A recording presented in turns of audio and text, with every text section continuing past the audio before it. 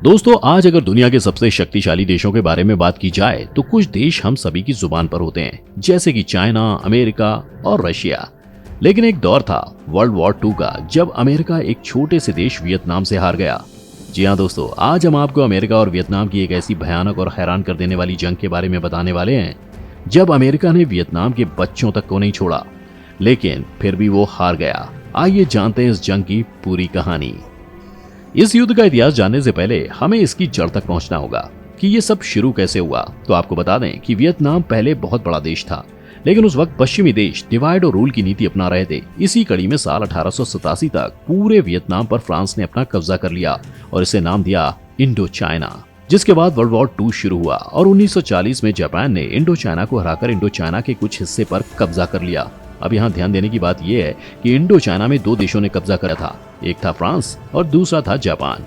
वहीं world war 2 के दौरान इंडो चाइना पर दूसरे देशों ने हमला करना शुरू किया तो हो ची मिन का उदय हुआ। आपको बता दें कि हो ची मिन इंडो चाइना के एक कम्युनिस्ट नेता थे और 1930 में इन्होंने इंडो चाइना कम्युनिस्ट पार्टी की स्थापना की। आजादी की लड़ाई में फ्रांस के साथ साथ 1940 के बाद जापान से भी वियत मिन्ह की सेना ने लड़ना शुरू कर दिया। वर्ल्ड वॉर हारने के बाद और वियत मिन्ह की लड़ाई के बाद जापान की सेना इंडो चाइना से निकल गई और इंडो चाइना फाइनली आजाद हो गया। इसके बाद साल 1940 में फ्रांस ने इंडो चाइना में अपनी कठपुतली सरकार बिठा दी, पर हो ची मिन को ये फैसला बिल्कुल अच्छा नहीं लगा कि किसी और देश की कठपुतली सरकार हमारे देश को चलाए। जिसके बाद वियत मिन्ह ने अपनी सरकार से लड़ाई शुरू कर दी। 1940 में शुरू हुई इस जंग को फर्स्ट इंडो चाइना वॉर के नाम से जाना जाता है। साल 1940 से 1954 के लंबे समय तक चले इस वॉर में फ्रांस को वियतनाम के साथ शांति वार्ता करनी पड़ी, जिसे जिनेवा सम्मेलन 26 अप्रैल 1954 के नाम से जाना जाता है। इसके बाद इंडो चाइना को फ्रांस ने 3 अलग देशों में बांट दिया, जो थे लॉस, कंबोडिया और नॉर्थ और साउथ वियतनाम मिलाकर एक अलग देश बनाने का फैसला लिया। और ये समझौता किया गया कि नॉर्थ और साउथ वियतनाम 2 साल बाद एक चुनाव लड़ेंगे, जिसमें इन दोनों हिस्सों का एकीकरण होकर वियतनाम बन जाएगा। अब यहाँ अमेरिका की एंट्री होती है, क्योंकि अमेरिका को कम्युनिज्म से चिढ़ थी। वो नहीं चाहता था कि कोई और देश कम्युनिस्ट देश बने, इसीलिए उन्होंने फ्रांस की मदद करनी शुरू की ताकि वियतनाम एक कैपिटलिस्ट देश बन जाए। जिसके बाद 1950 से ही अमेरिका ने साउथ वियतनाम में अपनी आर्मी भेजनी शुरू कर दी। जिसके बाद 1954 में अमेरिका ने साउथ वियतनाम को तख्ता पलट कर दिया और साउथ वियतनाम का नया प्रेसिडेंट नगो दिन डीम को बनाया। साउथ वियतनाम के नए प्रेसिडेंट कैथोलिक थे, तो उन्होंने बौद्ध धर्म के लोगों पर अत्याचार करना शुरू कर दिया और साउथ वियतनाम की सेना ने अपने ही लोगों पर गोली चलानी शुरू कर दी और उन्हें प्रताड़ना दी गई। साफ तौर पर कहें तो नगो दिन डीम तानाशाह हो चुके थे और 1965 में होने वाले चुनाव को उन्होंने रद्द कर दिया। जिसके बाद हो ची मिन ने चुप रहना सही नहीं समझा और कुछ ही दिनों में नॉर्थ वियतनाम से अपनी सेना साउथ वियतनाम में भेजने लगे।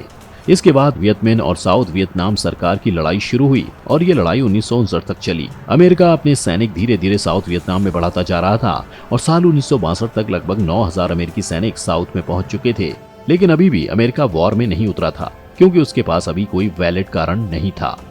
अब साउथ वियतनाम की जनता ने भी अपनी सरकार के खिलाफ भयंकर विरोध शुरू कर दिया था। अब पूरा वियतनाम नगो दिन डीम की सेना के खिलाफ हो गया। अमेरिका को जैसे ही ये पता लगा, उसे लगा कि अब हो ची मिन जीत जाएगा, तो अमेरिका ने नगो दिन डीम और उनके भाई को मरवा दिया। जाहिर है अमेरिका को युद्ध में घुसना था और अमेरिका ने युद्ध में घुसने के लिए एक झूठ का सहारा लिया। 2 अगस्त 1964 को अमेरिका ने ये बात फैला दी कि नॉर्थ वियतनाम की सेना ने अमेरिकी जहाज पर हमला किया, जिसमें अमेरिकी सैनिक मारे गए और अमेरिका के प्रेसिडेंट ने संसद में गल्फ ऑफ टॉकिन का रिजर्वेशन पास करवा दिया। जिसके बाद वियतनाम में अमेरिका ने अपने सैनिक भेजने शुरू कर दिए, साथ ही साथ हमले भी शुरू कर दिए। लेकिन नॉर्थ वियतनाम के सैनिक हार कहाँ मानने वाले थे। वो गुरिल्ला टेक्निक से सुरंग बनाकर अचानक हमला करते थे और ये उनका हमला करने का एक खास तरीका था, जिससे अमेरिकी सैनिक नहीं लड़ पाए। यूएसएसआर और चाइना भी लगातार वियतनाम की मदद कर रहा था। जिसके बाद मार्च 1965 में ऑपरेशन रोलिंग थंडर के चलते अमेरिका ने ये फैसला लिया कि वो 3 साल तक लगातार वियतनाम पर बमबारी शुरू करेंगे और वियतनाम में हर महीने 35,000 अमेरिकी सैनिक उतारे गए और लगातार बमबारी कराई गई।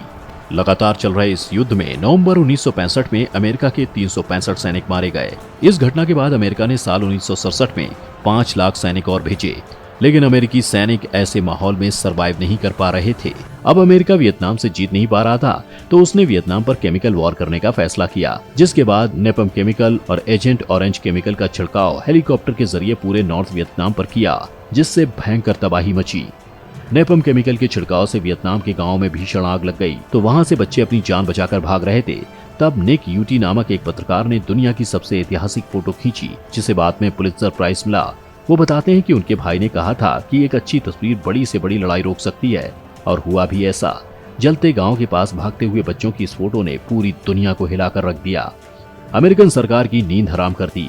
इस फोटो को देखने के बाद और वियतनाम वॉर के क्लिप्स देखने के बाद अमेरिका में लोग अपनी ही सरकार के विरोध में आ गए। लाखों की संख्या में अमेरिकन अलग अलग जगह पर और व्हाइट हाउस के सामने आकर विरोध प्रदर्शन करने लगे, जिसका अमेरिकन सरकार ने जवाब दिया कि शांति रखिए, हम कुछ ही महीनों में वियतनाम को हरा देंगे क्योंकि वियतनाम की हालत खराब हो रही है।